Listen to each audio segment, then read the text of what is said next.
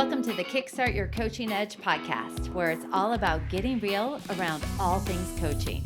And what we know for sure is that what got you here won't get you there. You can't see the spinach in your own teeth. And finally, hang on, because this one's really deep.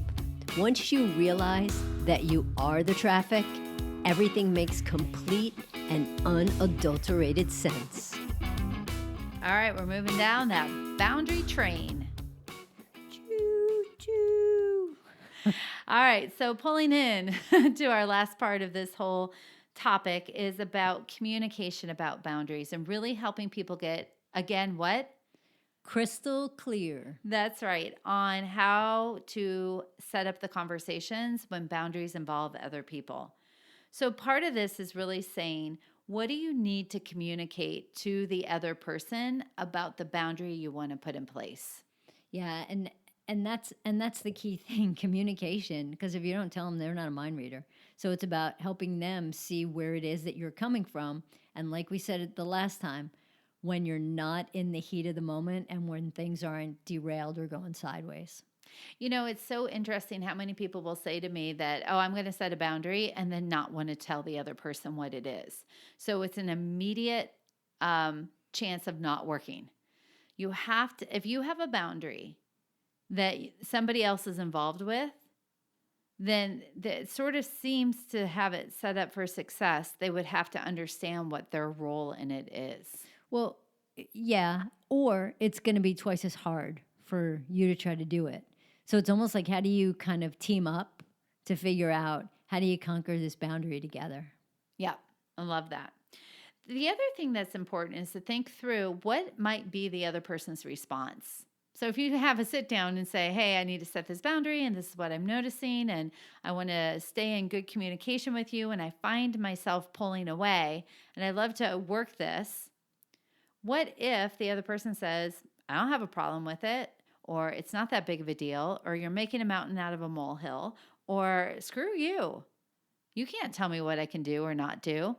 So part of this is doing a little bit of figuring out what might be the other person's response so that the client is set up and prepared for whatever that may be. And if you think about it, if there's a boundary issue, it's because this has come up before, right? So it's almost like you have the other person's playbook.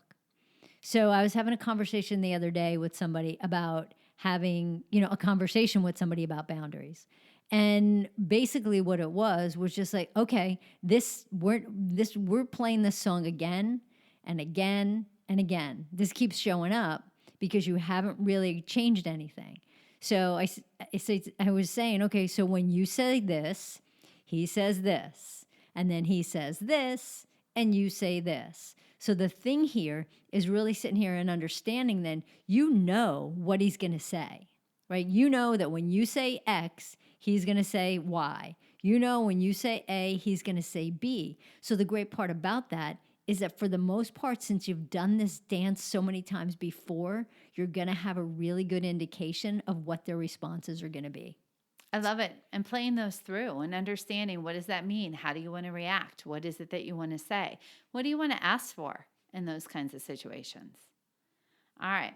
And then also a big key question is, what are you going to do if you both don't agree? You say it's a big deal. They say it's not a big deal. Now what? Well, I think the part about that, right, if it's a big deal to you, how do you want to convey the message to them that it really is a big deal to you? How do you want to convey the message that it really is something that it's important? And what are the consequences of not changing it?